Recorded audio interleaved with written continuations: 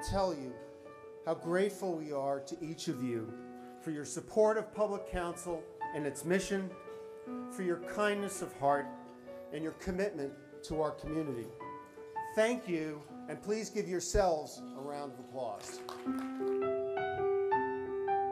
I have a legal question. I got some lawyers here. Let's say I'm driving through Los Angeles. Let's say I'm speeding through Los Angeles. Policeman pulls me over, demands identification. I remain silent. I don't say a word. I can be arrested, correct? Once arrested, I now have the right to remain silent. Somebody explain to me how that works? I'm just curious. All right.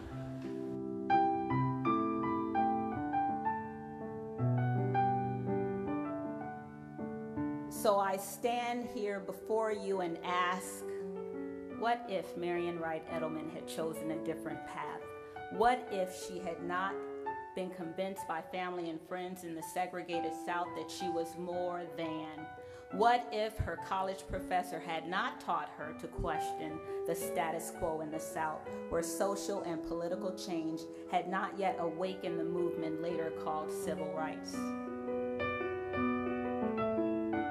Marian has been a tireless and effective advocate for children for over 40 years and has won many prestigious awards, including the Presidential Medal of Freedom. It's my great honor to introduce to you my role model, my inspiration, my hero, and my very dear friend, Marian Wright Edelman. The day after Dr. King died, was assassinated, the country broke out in riots. He opposed violence, as you know, all of his life. But riots broke out in all of our cities, and Washington, D.C. was one. And I went out into the schools and into the neighborhoods to tell children not to riot and not to loot and not to jeopardize their future. And a little boy about 12 or 13 looked me straight in the eye and said, "Lady, what future? I ain't got no future.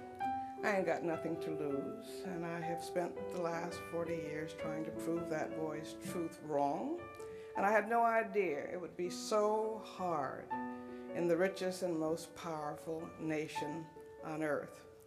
I hope we will wake up and see what is happening. This cradle to prison pipeline is a catastrophe for the black community, for the black family, for the Latino community, and for all of America.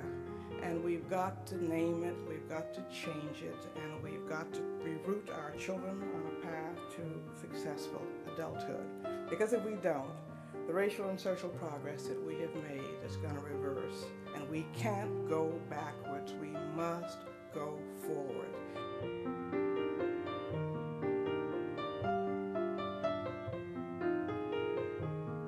But they created the Intel Computer Clubhouse by bringing together their partners and their suppliers to work to create opportunities to engage the curiosity of young girls and boys. What I observed was these young people learning to teach themselves, teaching and encouraging one another, and it is happening in over 150 Intel Computer Clubhouses around the world. Together we really can make a difference. And the partnership which you see being formed around you now, this combination of corporations, law firms that support those corporations and their legal needs, and institutions such as Public Counsel, really becomes a very, very important, the three legs of the stool, if you will, that enable us to make a great difference.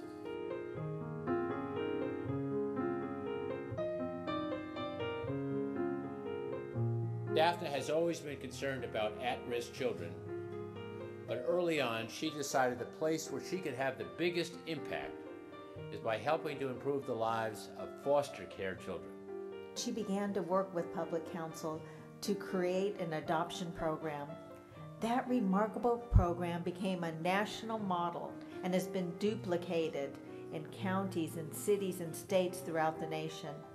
Over the last 10 years, literally tens of thousands of children have been adopted because of the work of Daphne. Public Counsel is really something that we should all cherish, because these people are the gatekeepers to justice.